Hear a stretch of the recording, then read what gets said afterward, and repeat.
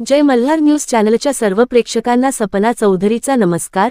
नंदुरबार येथे देशाच्या स्वातंत्र्य लढ्यात सहभागी होऊन आपल्या प्राणांची आहुती देणाऱ्या बालशहीदांच्या स्मारकावर पुष्पचक्र अर्पण करीत माजी आदिवासी विकास मंत्री तथा आमदार डॉक्टर विजयकुमार गावित, माजी खासदार डॉक्टर हिना गावित, जिल्हा परिषदेच्या माजी अध्यक्ष डॉक्टर सुप्रिया गावित यांनी भावपूर्ण मानवंदना दिली। दरवर्षी 9 सप्टेंबरला हुतात्मा दिवस साजरा केला जातो। त्यानुसार आज दिनांक 9 सप्टेंबर 2025 रोजी शहीद स्मृती समिती आणि जिल्हा पोलीस दल यांच्या वतीने शहरातील व जिल्ह्यातील मान्यवरांच्या उपस्थितीत सामूहिकपणे ही मानवंदना देण्यात आली।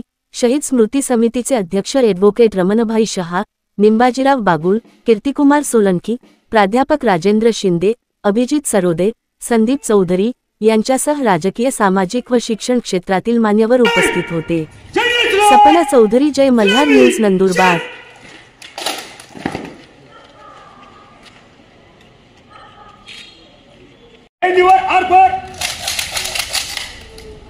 पोजीशन गिरे पेश कर fire fever fire fever fire खाली कर पेश कर फायर खाली कर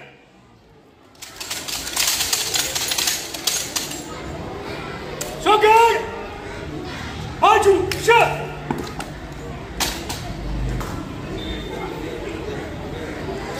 Jump, Igler, jaga, block! Shocker! Antim ko salami diga! Salami, shot!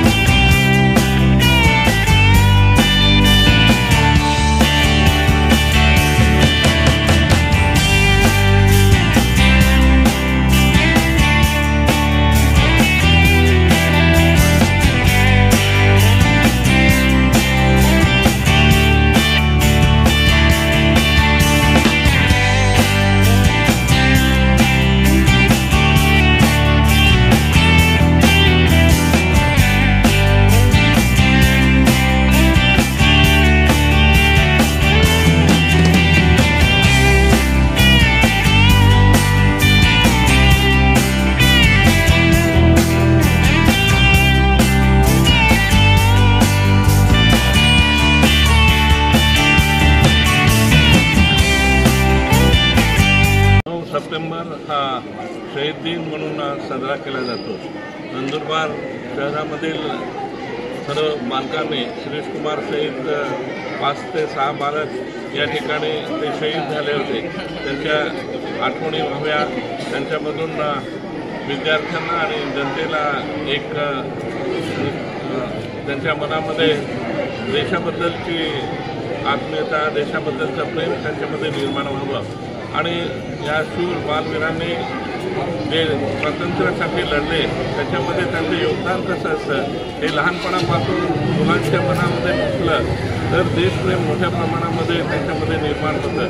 आज त्याची वर्ष या गोष्टीला पूर्ण होत आहे आणि त्याच्या निमित्तानं आज या ठिकाणी 9 सप्टेंबरला शहीद दिनानिमित्त वेगवेगळ्या शाळेतील विद्यार्थी या ठिकाणी जमा झालेले होते.